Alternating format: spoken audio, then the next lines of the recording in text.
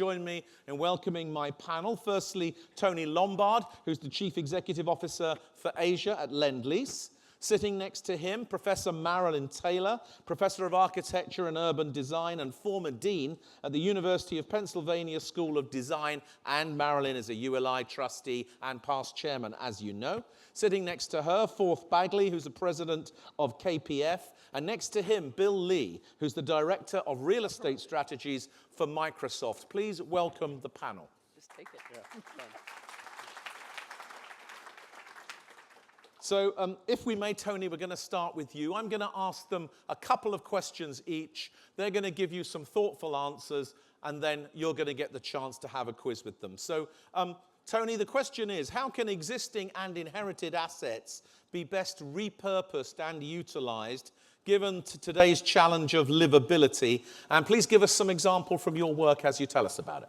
Yeah, the image you see on the square is MacArthur Square. So this was a shopping centre that was built in the 70s and 80s. So the purpose of the shopping centre had to change because we've moved on by 37 odd years, and the customers who were actually frequenting this centre weren't getting the experience they needed. So it was upon us to really think about the place, talk to the users, and bring it up to today's standards of what the future needs. So for me, key things we did. There was a rail corridor built there, so we was getting the connectivity back to the centre to make it easier for people to access our centre.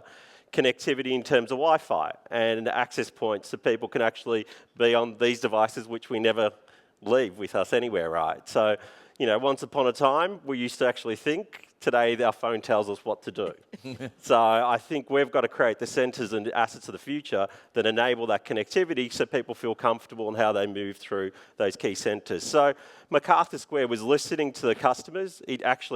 We reduced our apparel. We've got more food and bev. We're actually changing the mix of the centre. He didn't have enough leisure, so we brought in community space. We brought in pools. We've brought in leisure, right? He didn't have enough community space, so we gave them back areas that they could lounge in, actually be an extension of their home.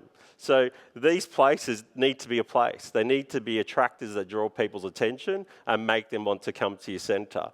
We're purposefully stopping using the term retail, because they're not just retail centres anymore. They are moving to more experience centres.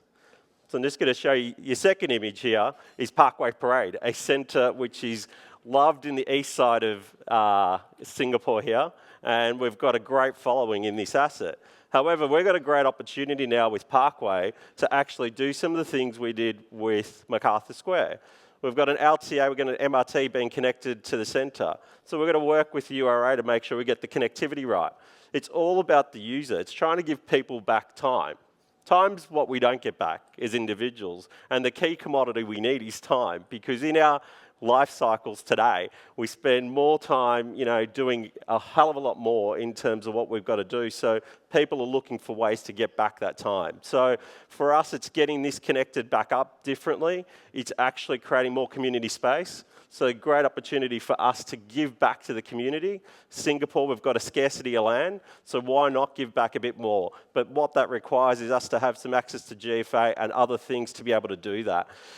Define mix, this is a mixed-use project because we've got retail and office, but I think there's a blurring of the lines and a convergence of how property interacts. So we need to think about maybe taking away some of the rigidity on the exact use and maybe giving about a bit of flexibility to the asset owners so they actually can create better community place. So I think that's really what we're trying to drive, community place and more place for people to share. Great. Tony, thank you very much indeed. Marilyn, can you pick this up and talk from your point of view about these inherited assets and how they can be repurposed and utilized given the challenges that we have today? Which one? The great one, yep. If we could go to the slides, that would be great. I'm going to talk about a project that when we started, it wasn't a district. It certainly wasn't a neighborhood. It was one lonely building suffering from disuse and misuse at the lower end of the city of Denver, Colorado, with the CBD behind. But it is exactly one of these inherited assets that has become the heart and hub of a vibrant neighborhood and a regional hotspot. Government cooperation from multiple parties with different boundaries, private monies coming in, not in a conventional PPP where the monies were assembled, but rather in close coordination with each other, and producing financial success for basically everybody in the deal, especially the citizens of Denver. So imagine this station, but it's really sitting in the middle of about 500 acres of old train yards. And that was purchased by the city, and half of it went to a park. Then the citizens of Denver began to rally round the station. Now, remember, or if you don't know, this is quite astonishing. The Denver metropolitan region has 23 municipalities. Each one of them voted tax revenue to support a light rail transit system because they were tired of waiting for the federal government, and they moved forward to do it. That created a light rail transit system, and it also shone light on this great old station building and what's the new train room in the foreground, essentially where all of the modes would come together and development would be extended down into the valley. So in order to make this happen, it was reclaiming the station, assembling about 20 acres of land, tying into the land around that, and creating multiple development sites. There were 5 governmental entities involved: the City and County of Denver, Colorado DOT, the Regional Transportation System, the Downtown Progress Organization, and Dr. Cog, the Regional Planning Authority. All the modes are here. Amtrak train, ski train, light rail transit, regional coach buses, virtually everything you could think of, and especially being Denver, lots of bicycles and lots of people walking. Today, more than 110,000 people per day pass through here on those transit systems. It was the intention of the team to build it only with local money. However, the American Recovery Act came along, and we were able to put together about $588 million for transportation investments. We built a great new train room, a shared station where the old waiting room is now the entrance to a boutique hotel, which sits above. The other spaces around it are a strong destination, virtually 18 to 20 hours a day. In addition, by the time the station opened, 14 development sites with over $1 billion of improvements are going forward. The total now is approximately 5 million square feet on to 6.7 million square feet. This gives you a sense of the different development types that were going on around it. And then finally, if the last one comes up, here's the proof of concept. Reusable, remodelable, adaptive, but even more important, it paid off its bonds in record time. The tax proceeds were 3 times what was expected, and therefore the RT8D and the other public agencies were able to pay off the bonds way ahead of time and get money for reinvesting in the next transportation project. So existing asset, winner. Great, Marilyn, thank you very much indeed. So from Sydney to Singapore to Denver, Colorado. Fourth, can you take this forward with us and talk yourself from your point of view about these issues? Yeah, I think your question was how you can reposition assets, not just to reposition them, but to reposition them towards an eye towards livability. And I think at our practice in New York, one of the ways that we look at livability is in a sort of holistic way. I'm going to show 3 examples today, 2 from New York and 1 from London, that deal with both the workplace of the future, public space, how you give more public space, and thirdly, how we upgrade infrastructure through repositioning. So this project that's on the screen right now is 390 Madison Avenue. It's a project that's under construction now. The image on the top left shows the building as it was built in 1953, a renovation that took place to the building in 1988, and in the middle, a rendering of our vision for the future of the building. Basically repositioning, not just recladding and redoing a lobby, but repositioning a whole disposition towards what workspace is in the coming century. The slide on the left, or the far upper right, shows what we took away from the existing building, and the slide on the lower right shows what we added to the top and to certain special areas of the building going forward. So this is one way in which we think all of Midtown Manhattan could be really repositioned as a global CBD.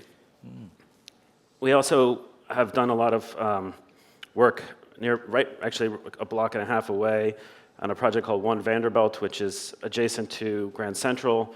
The premise of this building is really how you can incentivize investment in infrastructure by offering incentives for FAR to private developers. So part of a bigger network of rail called East Side Access, which is a rail line being built in New York, which comes under Grand Central.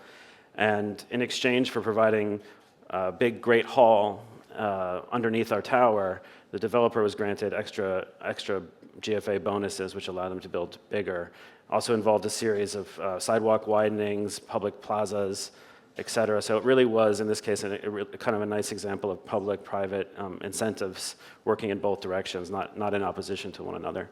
And then lastly is a project I wanted to show, which talked about public space, obviously a huge part of livability going forward in the next century. And this Covent Garden, for those of you who don't know, is a neighborhood in London, basically owned by one landlord, Capco, and for decades was a kind of tourist destination, and I don't want to say avoided by locals, but people would steer away. The kind of north-south commuter connections would kind of funnel around the neighborhood because of the strong east-west connections with tourists going from Leicester Square, Piccadilly Circus to the east.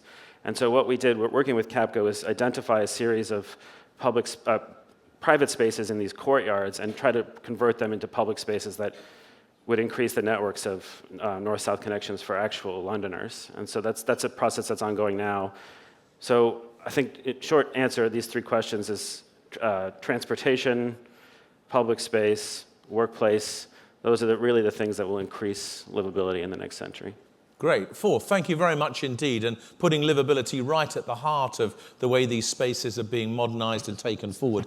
Bill, will you now pick this up, please, talking from the Microsoft perspective, of course, about livability and the repurposing of assets and the inherited estate? Sure. Thank you, Greg. First of all, I want to shout out to ULI for inviting me to speak here today. We had a fantastic spring meeting in Seattle. Those that you've attended experienced something great from the company with a HoloLens set up. This event here in Singapore just completely wowed me. I'm going to talk a little bit big picture because I think a lot of people in the audience are trying to figure out when you have real estate assets and you're behind the curve on what innovative space would be, what you need to do. Because I took that journey for about 3.5 years. Our campus is 502 acres. We have about 55,000 people that come to the campus on a daily basis, like running a small city.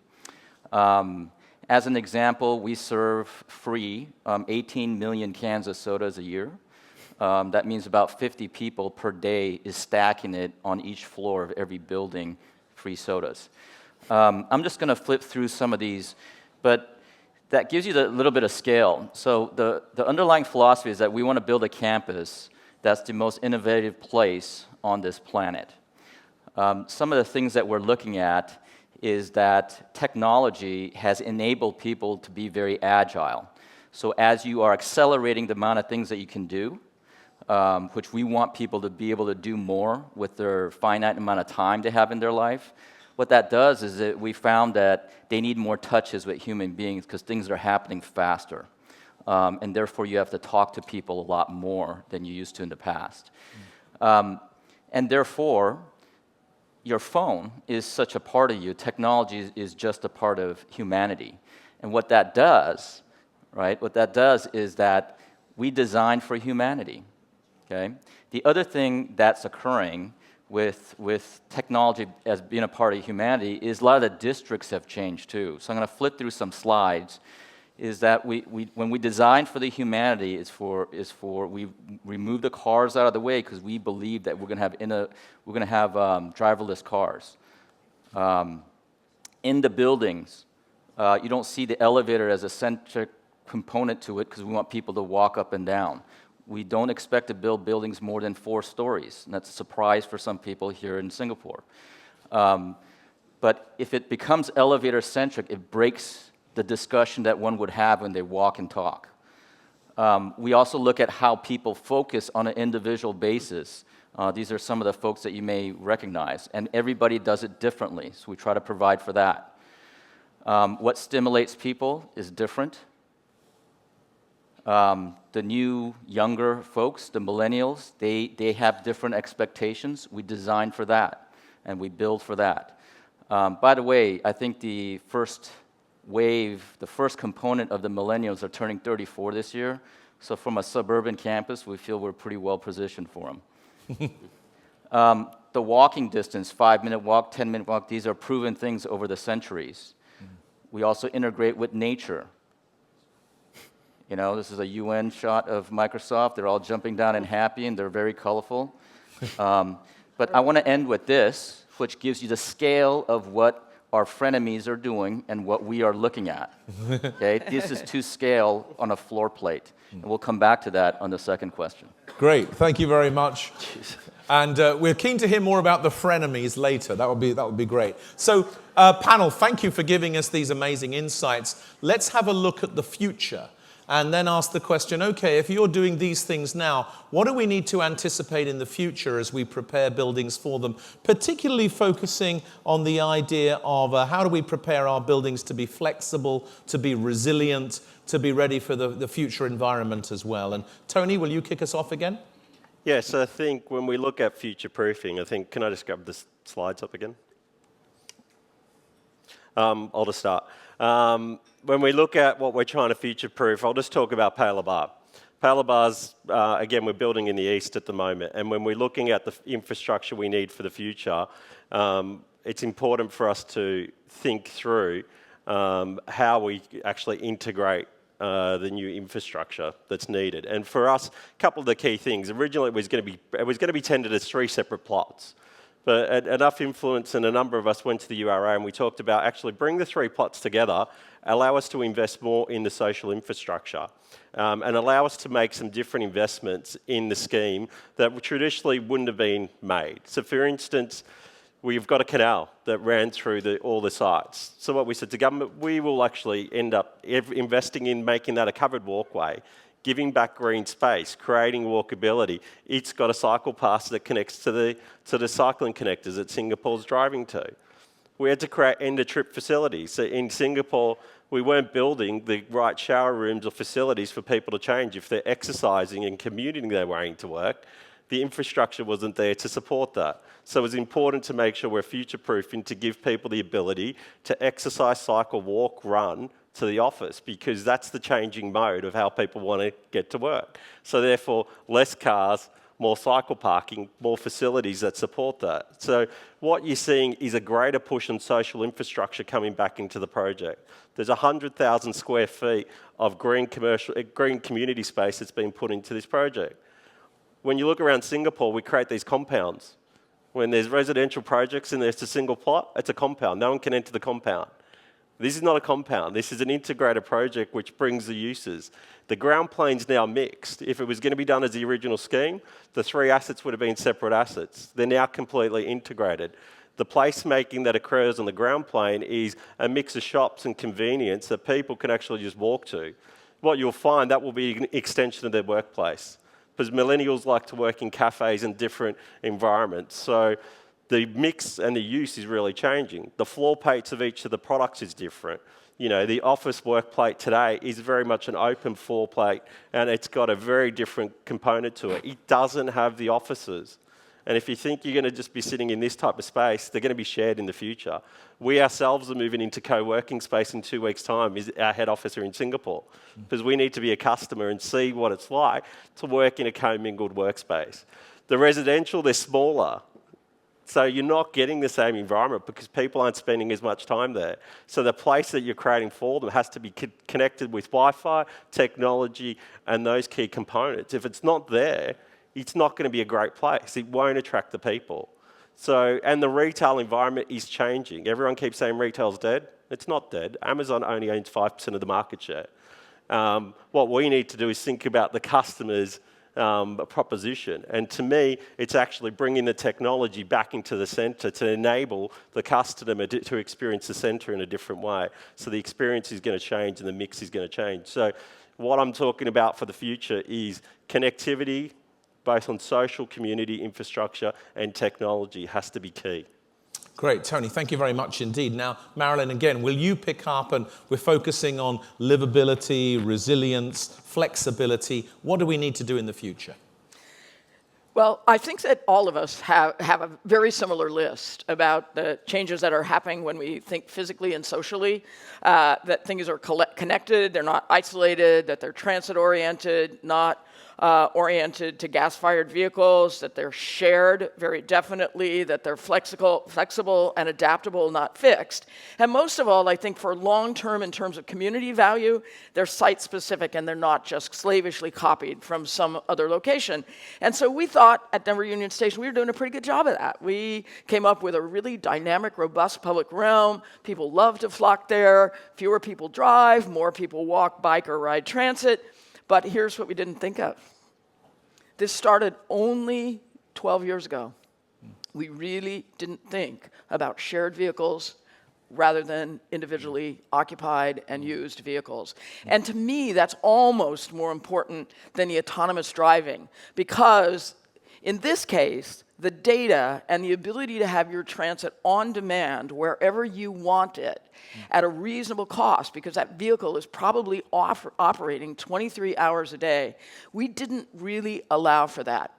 But we did something right, which was to make a very generous public realm. So we believe that within the plan, there's the adaptability to make this happen. Parking is at the perimeter. It can be reconfigured. In fact, we haven't finished one of the parking garages yet, and there's great hope that that will be the case. I think this is one of the things we're most failing about. And going to Seattle and seeing Amazon going from 7 million square feet to 12 million square feet with one wonderful but tiny tram system, there has to be wholesale change in the way we come and adapt to the pavement we have, how we share it, how we make it accessible to everybody, and that to me is the key thing. Great, Marilyn, thank you very much. So shared vehicles, shared transport systems, shared spaces. Fourth, will you take this forward then and talk to us about flexibility, adaptability, resilience? How do we prepare for that with the existing assets? Yeah, I think to your question also about future-proofing, I was thinking about this, and given the context of the last speaker, Brunelleschi, when he did his dome in the Renaissance, was at the forefront of technology. Architects, builders were at the very tip of what it meant to be a technologist. So you flash forward today, and as an architect, many of the things that were described in that presentation are happening to us. So I think of our Hudson Yards project in New York, which is the largest privately developed real estate project in the country's history. And we started that project. We did a BIM model because we thought it was the right thing to do, but we didn't know what it was going to be used for. So today, the client has taken it and passed it to Google and all these other people, and now they're using our BIM model to predict with accuracy the number of toilet flushes on a Saturday, or taking an Uber radius from a 20-meter radius, which is typical of how they operate, down to a 1-foot radius. So they're using technology and on our buildings in a way. And I think as architects, we're getting interested on what the effect of that technology is on people. When we started when we started Hudson Yards 12 years ago, the iPhone was nothing, and so that whole shift of how technology has just infiltrated society has to have an effect on human beings and how they use spaces and how they think about what it means to be in a space. So as an architect, I think we're starting to look not just at how technology can get integrated into our buildings, how downstream our things that we do in the beginning of a process can be used to help people connect better to technology, but actually what it means to be in Hudson Yards and see a sunset, right? Disconnect. And I think more and more that's going to be a huge driver in these conversations of people as they start to see technology being kind of thrust upon them. Fourth, thank you very much indeed. Bill, will you take us forward then? Sure. Again, technology is part of humanity. So it's not difficult to solve these issues if you design for the humanity. Okay? And it's simply said, but that's what it is. So the flexibility aspect of it is quite intriguing, as I think folks in the audience are either financiers or owners of buildings. The 25 to 20,000 square foot floor plates with the core in the middle just does not work, right? And so that's a bigger challenge when you have 30 stories of it to do. On campus, a lot of the buildings that we have that were built in the 80s just do not work. So we're not bound by internal rate of returns. We are flush with some capital, so we can make some investment in scraping them and building something new. Generally, they're going to be more boxy. Generally, they're going to have 40 to 50,000 square feet, to be specific. Inside of it, how people work, as it was mentioned earlier, it is going to be more collaborative space. That doesn't mean it's going to be wide open. We don't believe the Facebook model works for our company. They're going to be neighborhoods, but all the walls are demountable and operated by the user. So we don't have to call facilities to come in and change it out and takes the day to do it. It's instantaneous. All the desks and furniture have wheels on them. They can move it around. That provides for the flexibility. On the outside, where the livability aspect of it takes place for the campus, more the urban aspects are starting to come into the campus. The cafes, or where they congregate to eat, that's going to start to change. It's going to be more urban center for the campus. But again, if you base it on humanity, and humanity is going to change and accept technology, we're going to get smarter because we're going to have data. AI was around for 20 years. It really got smart when we started to use big data. And that's going to continue to happen as long as it doesn't emotionally and psychologically scare us. When it's more efficient, I think we're just going to accept it more. I'm from Microsoft and say we're going to accept it more, but it's true. Your smartphone was invented 10 years ago. Everybody has one. You leave it at home, you're going to go get it. Right? You leave your wallet at home, you're just going to leave it. Right? Now think about that. So the technology as a part of humanity, designed for humanity, it's what people want to have, would be a very successful thing. I talked to several people that own buildings, and that's a hard one. If you have a downtown tower, you can't change the core out. And I think some of the solutions could be economics in terms of downgrading on rent. Some of the things that you can do where you punch out some floors to make the floors more connected could be one of the ways we do it. We decided to scrape and rebuild, right? But a lot of people don't have that option. Great, Bill, thank you very much. So, ladies and gents, we've been talking about inherited assets, how to repurpose them towards livability. We've been talking about the future of real estate and the challenges of flexibility and resilience. The floor is open now for you to make some points, ask some questions. The microphones will come to you, and then at the end I'm going to ask them one more question. So we've got about 15 minutes till we end, so don't be shy if you want to put a question to us. Get your hand up now or send me a message on the iPad. Who's ready? Yes, Karen? And did I see Sujata as well? Okay, so we've got two here. We'll take a couple of points from the room and then we'll ask you to respond to two each. So Karen first, please. Thank you. In terms of buildings, what do you see the life cycle of the buildings? How long are they going to last for? Okay, that's a great question. If you pass the microphone to Sujata. So life cycle of buildings. Yeah, we've recently developed a framework for smart city, but I think it might be appropriate even for this situation, which is focusing on people, place, and planet.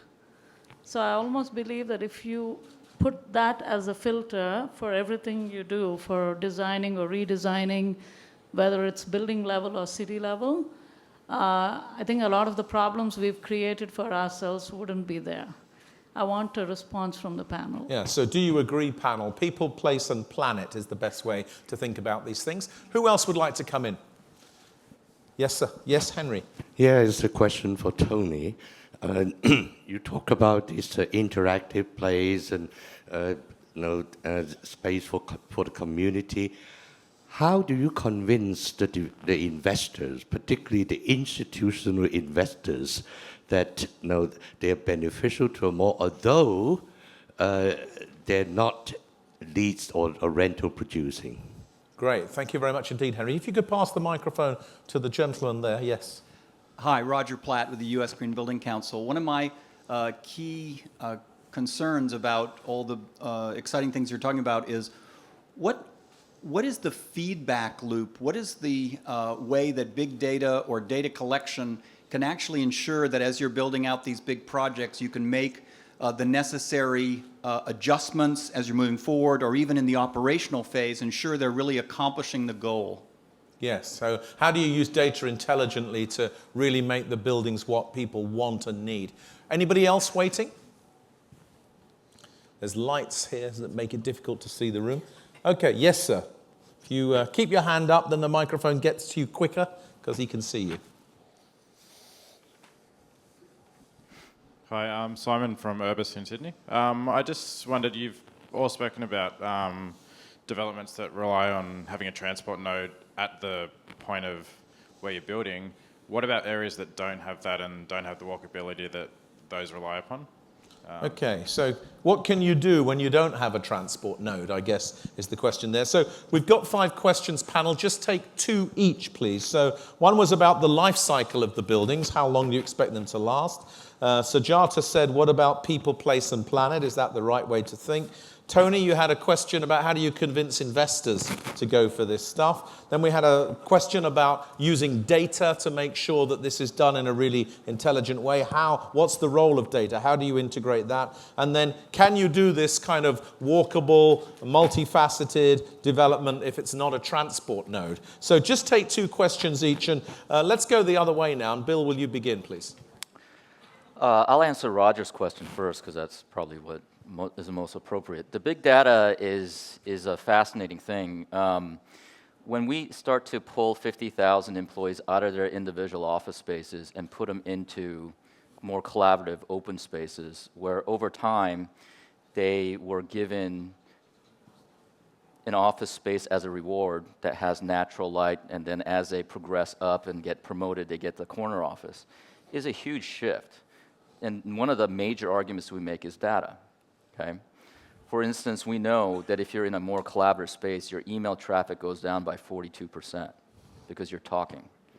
We also know your individual meetings, one-on-ones or 3 people, 4-person meetings drop by 38%, so we need less of those meeting rooms. Right? So we use that, and when you start to argue some points with very, very intelligent people, and that were told they were intelligent all their lives by their mommies and daddies and their professors, you need big data to prove your point, right? And they accept it. They accept it, right? They're smart enough to do that. I think moving forward, big data, the analysis of it will be through machine learning and AI, which is much quicker. We have Power BI that's integrated with Excel now. It is very, very quick. And it shows comparison, and the analysis of what it can do is just fascinating and amazing. And it made me, when we showed, for example, we have a toll road that goes across Lake Washington. We can show data by, in the last 2 minutes, how many cars went by, what are the colors of cars, and it analyzes the different types of cars by color and why those colors are the highest traveled on the toll roads. So that's... I think in the future, AI will do a lot of the analysis and start suggesting things to human beings. The building, in terms of the life cycle, let me answer that one. We design it for about a 30-year plus. And the reason why buildings are becoming boxy, because those are the oldest buildings that you see in the urban environment, some of the warehouses that has a sex appeal for a lot of the startup companies. Some of it because of economics, but some of it because of space utilization. It lasts a longer time. So we designed for that. Great. Thanks, Bill. We're going to speed up because we've got loads more questions on the iPad. So, Fourth, will you pick 2 of the points already made? Yeah, I think the question about density was maybe I'll pick one. I think the question about density was an interesting one, particularly in this context. When you look at the Monocle Quality of Life Index, it's always Zurich and Melbourne and these sort of middle density, no offense, middle density cities. And there's an assumption I find often with clients that the higher the density, the better the place. But actually, density can be a terrible thing, and especially when everyone's walking around with iPhones. I was under Orchard Road last night, and I got hit like 6 or 7 times by people just, and it's only going to get worse, right? So you have on that side you have the sort of high density problems. On the other side, you have what I think are low density problems, which is isolation. People feeling totally disconnected from the physical reality they inhabit, and I think that's one of the biggest challenges going forward when you talk about livability is how we take these two extremes of humanity, the way people are living right now, and try to pull them more through architecture, through development, pull them more into this middle density. Great, thank you very much. Marilyn, will you pick up too? Well, I too would like to talk about the areas that now are without walking ability, which are frequently associated with either large suburban tracts or oftentimes lower income communities, because I think that, once again, that's where thinking about the fact that vehicles are going to be shared and they're going to be on demand really changes everything. One of the concepts I don't like so much in our industry is that concept of the last mile. I'd take the bus except for the last mile. I think that what shared vehicles do, that you can call very quickly and very reliably and know how long it's going to take you to get somewhere, really change that problem to anything from a 5-foot problem to a 5-mile or even a 20-mile problem. You really don't need a car to fill those gaps. You may choose to have it, but you don't need it. So I think that in most of those places, as there is less space for parking your own car, less space for parking your tenants' cars, less space needed on the roads, which I truly will be the long-term result of sharing vehicles, that there is the opportunity to come in and create that space that is for the bikes, is for the walkers, is for the runners, is for people who want to engage in that far healthier lifestyle and, frankly, not be burdened by the unnecessary cost that vehicles will increasingly be bringing into our lives. Great, thank you very much. Now, Tony, there was one question directly to you. If you could pick that one up and pick another one. A couple of points on my feed on. Our strategy is to create the best places, and the customer's at the centre. So if you don't get it right for the customer, they're not going to come to your place. Creating this community space, on your point, if you don't create it, no one's going to come there. So your asset's going to be worthless anyway. So you've got to have that in mind because the future's demanding it. With Lifecycle of assets, I can tell you, just dictated by market. Here in Singapore, you can have a 30-year lease up to a 100-year lease. In other markets, you get a freehold. But what you should be looking at, the core components of the building that can stand the test of time. So invest in things that can be there for 80 to 100 years, because it's pretty carbon intensive in what we do. But make sure you're switching out components and the key things to actually refurb it. So all assets will need to go through a refurbishment cycle. So if you're not factoring that into your decision making, you make it a poor decision. So as a developer, construction company, an owner, an operator, and seeing the life cycle, the problem today is we're too disjointed. The supply chain isn't interlinked. The architect comes up with the design but doesn't sometimes think about the usability. So it's actually trying to join all the dots properly. The construction supply chain, it's very immature. It doesn't use technology. So when you have a supply chain that isn't equipped to deal with the modern needs, we've got to change it. And so I do think things are changing and people are now starting to factor in these critical things. So if you're buying an asset that's not near a transport hub node, yeah, you can get there, but being near a transport node with social infrastructure being trains, buses and that transportation, it's worth more. Right, so I can tell you that asset's worth more than something that's 5 kilometres away. And the investors should be factoring that into their decision making. So I think we're going to be more informed around the key things we need to do, but you're seeing a convergence. These things converged everything. You can take a photo off your phone, you can get your data off your phone. Assets are doing the same thing, so physical needs to meet the online world is the future.